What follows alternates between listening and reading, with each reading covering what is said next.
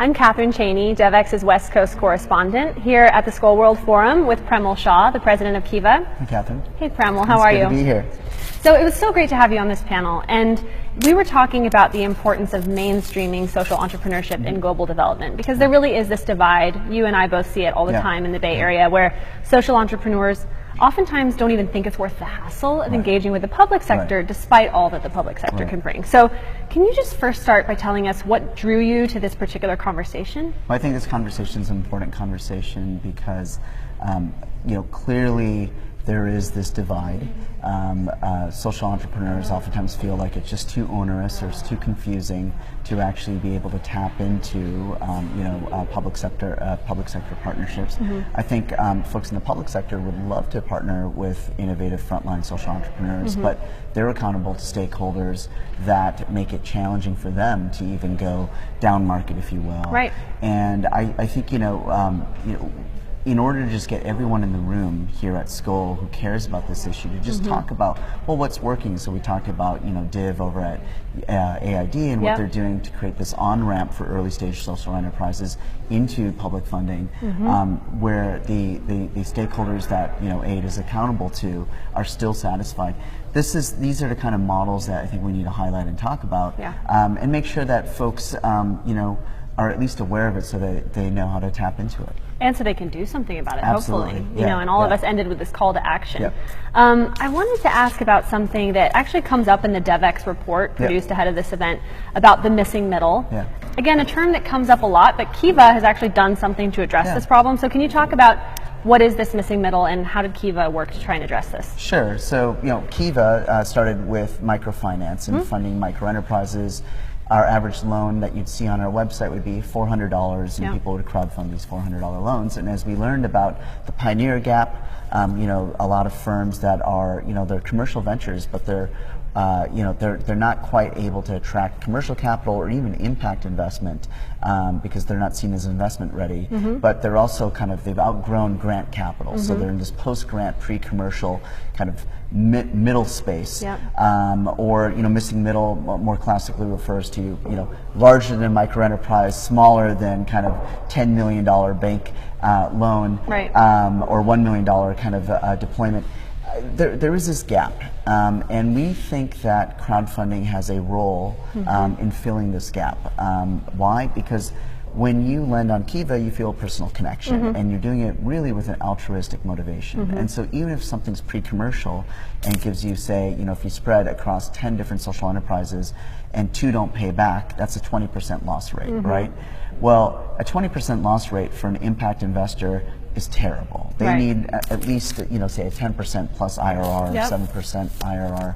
But for the average person on the internet, that's an overperforming donation because they've basically, got an 80 cents on their dollar back. Does that make sense? I think that's a great point. And so I think it's, how do you actually get philanthropy to target the market failures right at the edges? And one massive market failure right now is this missing middle. And we think that, Kiva and others in the crowdfunding space can have a role to play. One of the things you said on the panel that was really powerful for me, and I didn't have my reporter notebook out, but if I did, this would have been in bold letters. You talked about networks of trust. So for those of us who were not in the room, can you expand on that point and what you meant by it? Sure. So one of the most valuable things I think we can do as a development community is develop local networks of trust around the world, because for Kiva and other impact investors and funders, the truth is that there's limited information oftentimes on an investment that you can make, whether it's philanthropic capital or even actually commercial capital. And so you're relying essentially on trusted actors and what they say about a particular entity.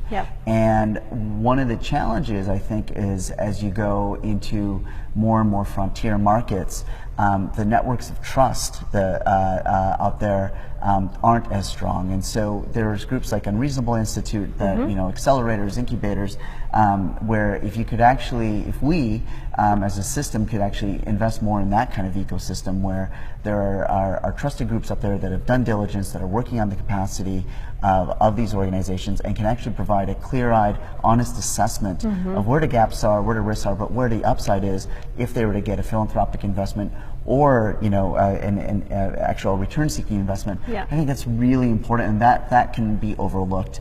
And so, I'd love to see trust networks continue to grow. I mean, you could think though that beyond just incubators and accelerators, look at what eBay's done, right? So eBay is an interesting model where you have complete strangers buying and selling, cars, and one every 7 seconds a car is sold on eBay from a stranger, and it's because of online reputation systems.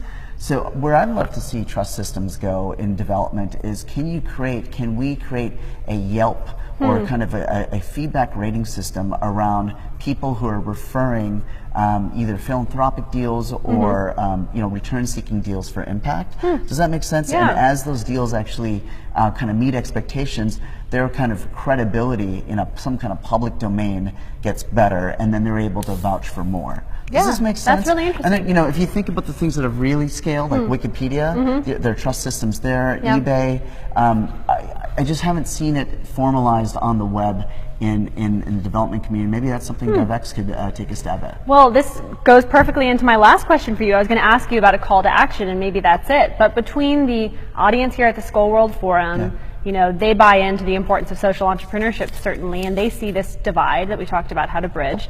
And then our DevX readership, global development professionals all over. Maybe it's building on what you just said, but what is your call to action? Yeah, well, just if anyone's interested in doing a Yelp for global development and think it's a viable or interesting idea, let's get in touch. I don't think it's done on the Kiva platform. I think it might be something that is better off on some other platform, but it seems like something that could actually help lower search and diligence costs for funders and investors, and increase efficiency for those frontline social enterprises that are below the radar screen of big public sector funders. Well, we're going to be sharing this video asking the question about a Yelp for global development and seeing what our audience might want to do about that. Premal, thank you so much for your time. Yeah, thanks, Catherine.